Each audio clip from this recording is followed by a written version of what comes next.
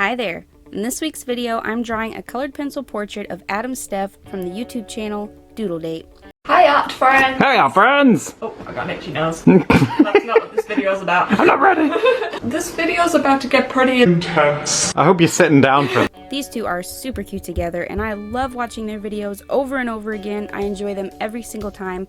So if you haven't seen their stuff, make sure to check out their channel. The link is in the description. I don't think they've made any recent videos, but they do stream art on Twitch often, so check them out there too if you like. So to start off with, I'm showing the initial sketch at only 8 times speed, which compared to the 100 times speed the coloring is done in, makes it pretty much seem like real time. I'm a very slow sketcher. Glasses are always really hard for me to draw because they're one thing that is usually perfectly symmetrical, and so it's really noticeable when they're off. And obviously the ones I've drawn are not perfect, but I'm happy with them.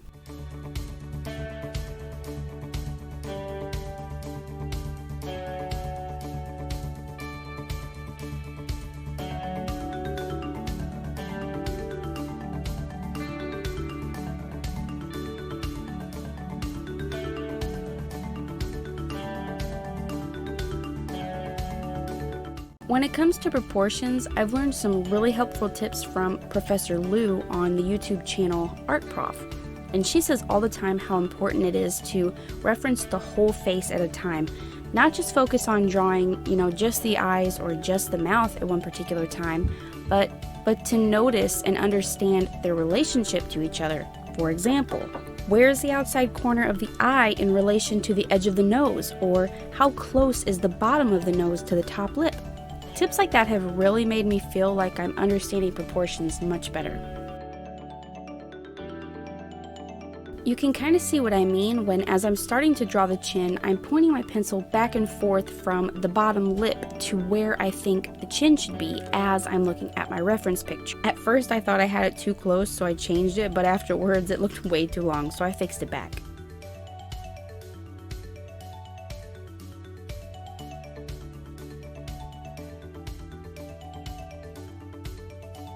Now I'm going back to fix the eyes because even though they were in the right place, they were not the right size, but I kind of meant for it to be that way. I initially drew them there to be a reference as I was drawing other features. I wasn't worried about them being drawn perfect right from the start, which is where I think I get caught up with my drawings a lot of the time and I get really discouraged. But that's another thing that I've learned from Professor Lou. You can't and shouldn't expect your drawing to be perfect from start to finish. It's almost better for the drawing to be flawed purposefully from the start, so you let up the pressure on yourself knowing that you can always come back to it and you're going to be able to tweak it to exactly, or at least as close to how you want it to look.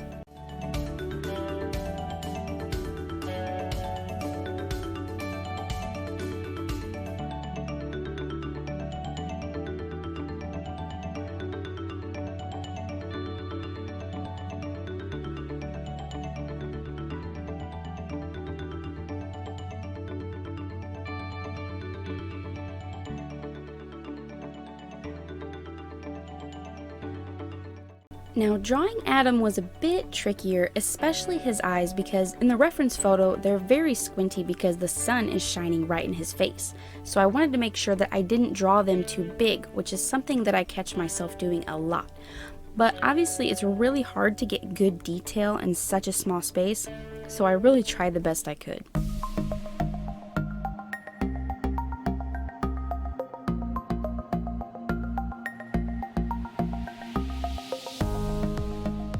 I really love this photo because not only are they adorbs together, but the harsh lighting makes for really fun shadows to work with, and it makes it a lot easier to detect the shape of the features when they're highlighted and shaded. I've also been wanting to draw a portrait where the teeth are very prominent because I haven't done that before, and once again, obviously I didn't draw them perfectly, but I'm happy with my result.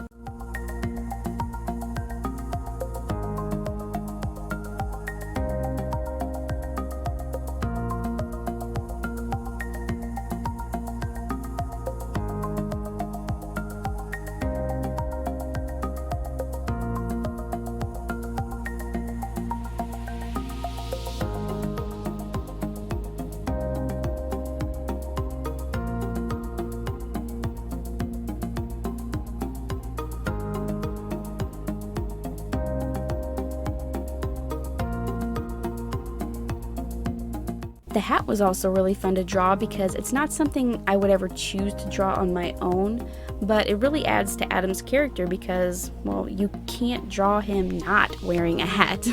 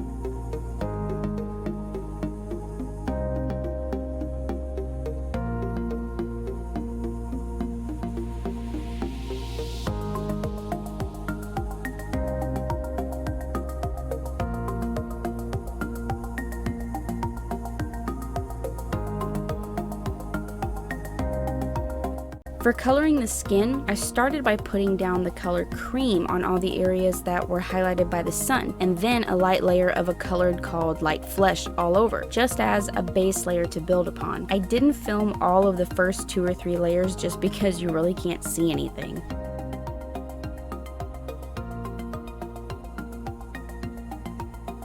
I wanted to build up most of my layers first on the areas of the face that were going to be more heavily shaded, so that the highlighted areas would stand out more. It's a very, very slow process, and I've been trying to be patient and go slow, but it is just so hard. I'm not trying to sound boastful, but I do feel like I'm stronger in doing realism, but it just takes so long that I don't enjoy it as much as, say, watercolor illustration, which I still don't feel like I'm very good at all.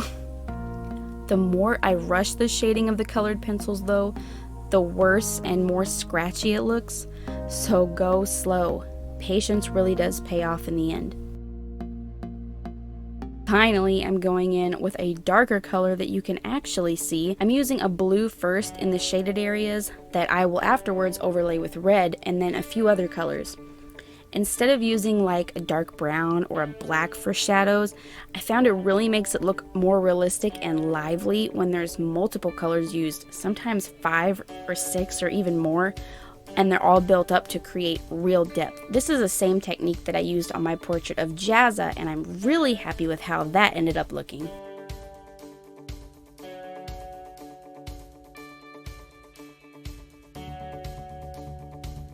So now you're seeing that I have completely shaded in the hat because that's just boring old filling in space, but now I wanted to show that as I'm using a mixture of colors to create the shadows in his hat, even though it's a black hat, it's really hard to use just black because then it would just look so flat. You would have basically no depth to it. I actually experimented a little bit here and was using a variety of colors, including some yellows and purples, to actually try to build up more depth with those different colors. Obviously, I still did use black because it is a black hat, but I also used a bit of Persian gray and reds and blues and, like I said, yellows and purples. And I really like the way it looks.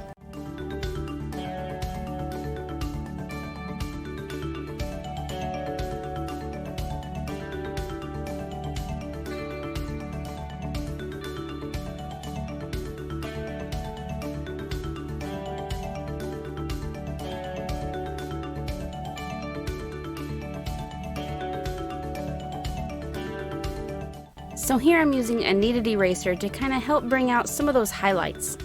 I tried to do as best as I could to prevent smudging, but as you can see there are multiple smudges all over the paper, and I'm not quite sure how that happened. I was using a brush to brush away my eraser shavings and trying to use a separate sheet of paper to rest my hand on, but somehow still smudges. So now I'm just going over these areas with a plastic eraser and trying to clean up some of those smudges so I can get into working on Stephanie. One thing I do want to mention as I'm starting her is that I'm not completely done with Adam yet. I do plan on working on him more off camera. I just want to get the base layers down for both of them. Well, not just the base layers, but I mean, like, I want to get a pretty good idea of what they're going to look like down on screen before I go and finish them off screen, just because I feel like when I try to do the complete thing on screen, like trying to show the whole thing all the way up until the finishing point, I kind of tend to rush myself and then I'm not as happy with the end result. So for this portrait, I'm going to show you pretty much what the basic thing is going to look like, and then I'm going to finish the rest off screen and show you what it looks like at the end of the video. So the same thing, wow, my lisp is really starting to come out with this sentence. So the same thing with Steph and her skin is I start out with a light layer of cream color and then start building up her shadows with a color called Light Flesh. This is a Faber-Castell pencil and it is a very, very pale pink. Here I really focused a lot of my attention on building up the color in the glasses because they're this really beautiful red color, and right in the center there is a bit of a brighter red where you can see the highlight is shining through from where the sun is shining on it. So I really wanted to bring out that contrast in the glasses and make the outsides darker from the middle, but still kind of make a seamless merge from where those dark colors meet the light colors. It's a really beautiful pair of glasses.